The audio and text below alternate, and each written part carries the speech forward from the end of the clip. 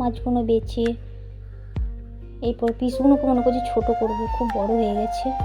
পেঁপেটা ধুয়ে নিচ্ছি, জল চলে যাবে গো, তাড়াতাড়ি করে ধুয়ে নিই।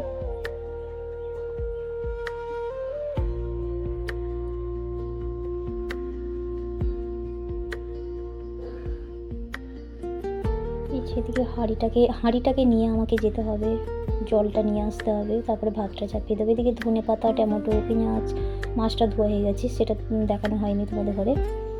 আর এদিকে আপেল কিনে নিয়ে চলে এসেছি আমি, 2টো আপেল।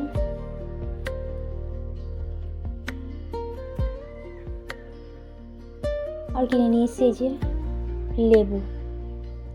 এই লেবুগুলো খেতে আমার খুব ভালো লাগে। এই যে, তো চলো এগুলো রেখে দিই। এরপর মাছে হলুদ নুন মাখিয়ে নিলাম, পেঁয়াজ ভাজতে দিয়েছি, দেখি ভাজাও হয়ে গেছে। চলো, পেঁয়াজটা ভাজা হয়ে গেছে, এখন আমি আদা রসুনের এই যে পেস্টটা দিয়ে দিচ্ছি, কালো জিরে সব দেওয়া হয়েছে। আর এদিকে হলুদটাকে মানে করে নিচ্ছি, ওটা পেস্ট বানিয়ে নিচ্ছি। মশলা কষানো হয়ে গেছে, এখন দিয়ে দিচ্ছি তোমার হলুদের জলটা দিলাম, এখন টমেটোটা দিয়ে দিচ্ছি। চলো এখন একটু নেড়ে চেড়ে নেবো। নুনটা দিয়ে দিলাম 1 চামচ, আর এই যে হয়ে গেছে। আর জল অ্যাড করে দিলাম, কাশ্মীরের গুঁড়ো লঙ্কাটা দিয়ে দিচ্ছি কালারটা আসার জন্য। এদিকে মাছগুলো ছেড়ে দিলাম,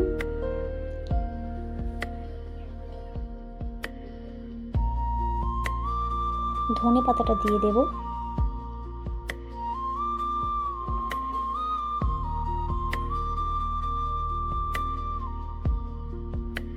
এদিকে চাটনি করার জন্য ধনে পাতাটা পিসছিলাম, মানে বাছছিলাম।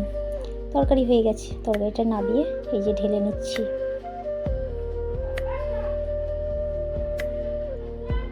আর ওইদিকে মেয়ের জন্য মাছ ভাজাটা রেখে দিয়েছি, যে তরকারির কালারটা এরকম এসছে।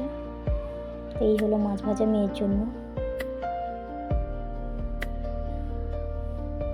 তো চলো আজকের মতন টাটা, বাই বাই।